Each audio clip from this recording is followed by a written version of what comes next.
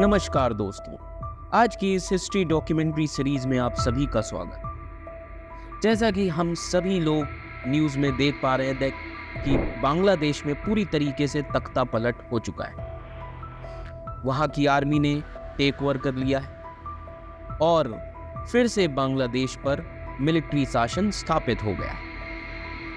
अब जब हम बात करते हैं मिलिट्री शासन की, वहाँ के मिलिट्री चीफ हैं वकार उस जमन। जी हाँ, प्रधानमंत्री शेख हसीना ने वकार उस जमन को सेना प्रमुख नियुक्त किया था। वकार उनकी चचेरी बहन के पति हैं। लेकिन कहानी की शुरुआत यहाँ से नहीं होती है। कहानी की शुरुआत जब से बांग्लादेश बना है तब से शुरू हो चुकी है। तो कहानी की शुरुआत होती है दिसंबर 1974 से। दिसंबर 1974 में रॉ के हेडक्वार्टर्स नई दिल्ली के चीफ आर.एन. काओ को एक सनसनीखेज खुफिया जानकारी मिली कि बांग्लादेश सेना के असंतुष्ट सदस्यों का एक समूह शेख मुजीबुर रहमान की हत्या की साजिश रच रहा है। शेख मुजीबुर रहमान, जिन्होंने एक नया देश बनाया जिसको कहा जाता है बांग्लादेश, भारत की मदद से 1971 में। अब शेख मुजीबुर रहमान भारत की मदद से बांग्लादेश के प्रधानमंत्री बने। अब उस समय रॉ के चीफ थे आर.एन. काओ। आर.एन. काओ ने इंदिरा गांधी को ये खुफिया जानकारी दी और उनके निर्देश पर वह ढाका गए और वो शेख मुजीबुर रहमान से एक बिजनेसमैन बनकर मिले, जहां पर आर.एन. काओ ने शेख मुजीबुर रहमान को चेतावनी दी कि उनकी अपनी ही सेना द्वारा उनकी हत्या की साजिश रची जा रही है। बट शेख मुजीबुर रहमान ने यह जवाब दिया कि ये सभी लोग हमारे बेटे जैसे हैं, बेटे की तरह हैं। वे मुझे कभी नुकसान नहीं पहुंचाए। उन्हें भरोसा था अपनी आर्मी पर। फिर से मार्च 1975 में आर.एन. काओ ने फिर से एक रॉ के सीनियर अधिकारी को मुजीबुर रहमान के पास भेजा। उस सीनियर अधिकारी ने शेख मुजीबुर रहमान को फिर से बताया, उन्हें सूचित किया कि बांग्लादेश की सेना आपके हत्या की साजिश रच रही है। लेकिन शेख मुजीबुर रहमान ने फिर से सभी चेतावनियों को नजरअंदाज कर दिया,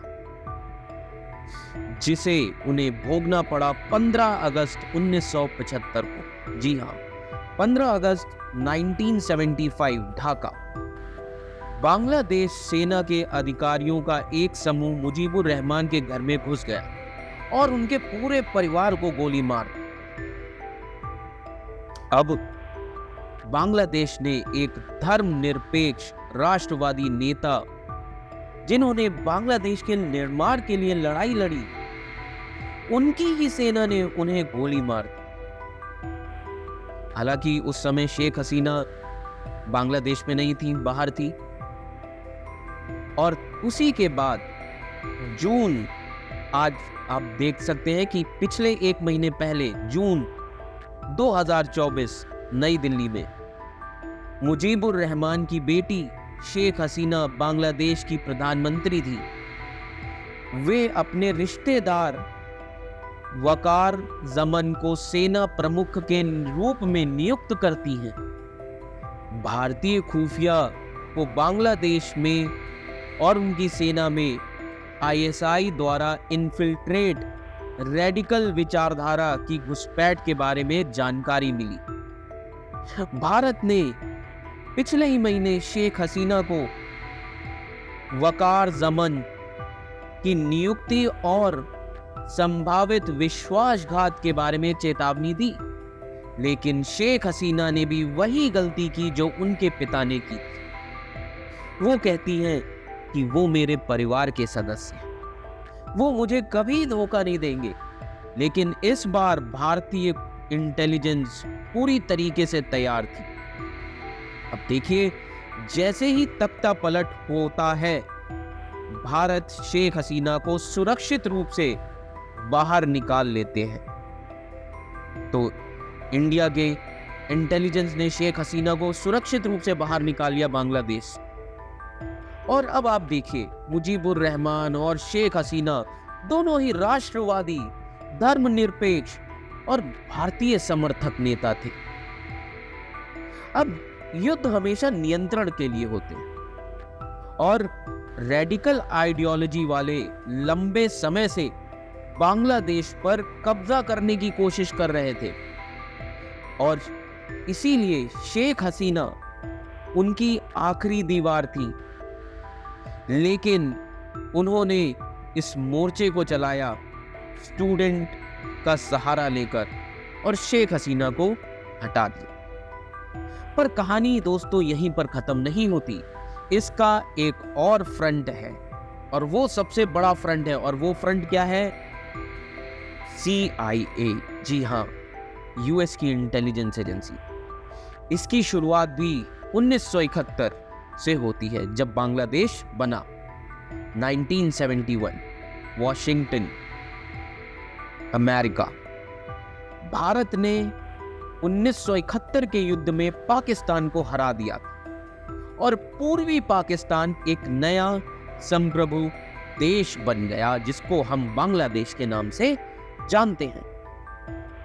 उस दिन एक व्यक्ति बहुत परेशान होता है। उसका नाम है हेनरी किसिंजर। जी हाँ, हेनरी किसिंजर, जो कि 1971 में सेक्रेटरी ऑफ स्टेट थे प्रेसिडेंट रिचर्ड निक्सन की। अब बहुत सारी किताबें जब आप पढ़ेंगे हेनरी किसिंजर ने जो लिखी हैं, तो काफी सारे स्कॉलर्स ने हेनरी किसिंजर को एक पागल आदमी कहा, जिसे हारना बिल्कुल पसंद नहीं था। लेकिन 1971 में वो भारत से हार गया था, क्योंकि भारत की मदद से बांग्लादेश बन चुका था। अब किसिंजर पूर्वी पाकिस्तान यानी कि बांग्लादेश पर खोए हुए नियंत्रण को फिर से हासिल करना चाहते थे। अब किसिंजर की अगर आप किताबें पढ़ेंगे, किसिंजर की हिट लिस्ट में 3 नेता थे। एक थे शेख मुजीबुर रहमान, जिन्होंने बांग्लादेश की स्थापना की। दूसरे चिली के सैल्वाडोर एलेंडे और तीसरे वियतनाम के तैयू। ये 3 किसिंजर की हिट लिस्ट में। अब एक अमेरिकन लेखक है जिनका नाम है लिव स्कुल्स, जिन्होंने अपनी पुस्तक में लिखा भी है कि मुजीबुर रहमान की हत्या CIA की योजना थी, क्योंकि ढाका में CIA स्टेशन प्रमुख फिलिप चेरी राष्ट्रपिता बंगाबंधु शेख मुजीबुर रहमान की हत्या में सक्रिय रूप से शामिल थे। ये चीजें यूएस के ही ऑथर जर्नलिस्ट लॉरेंस लिफ्टशुल्ट्ज ने लिखी हैं।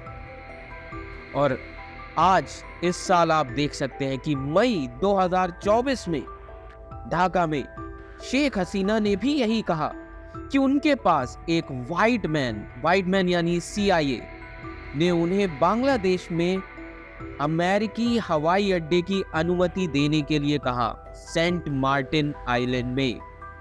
और उसके बदले में CIA ने उनसे कहा कि अगर शेख हसीना CIA को सेंट मार्टिन आइलैंड देती हैं तो वो सत्ता में फिर से बिना किसी रुकावट के वापस आएंगी। पर शेख हसीना ने उनके इस प्रस्ताव को सार्वजनिक रूप से उजागर कर दिया।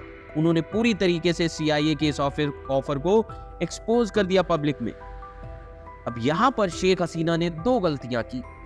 उन्होंने CIA की पावर को अंडर एस्टिमेट किया और दूसरी गलती शेख हसीना ने मुजीबुर रहमान वाली गलती की, अपनी आर्मी पर भरोसा कर। तो दोस्तों, ये थी कहानी बांग्लादेश और शेख हसीना और उनके पिता शेख मुजीबुर रहमान की, कि किस तरीके से CIA का हाथ था उनकी डेथ में, उनकी हत्या करवाने में। आशा करता हूं आपको ये डॉक्यूमेंट्री काफी अच्छी लगेगी। धन्यवाद।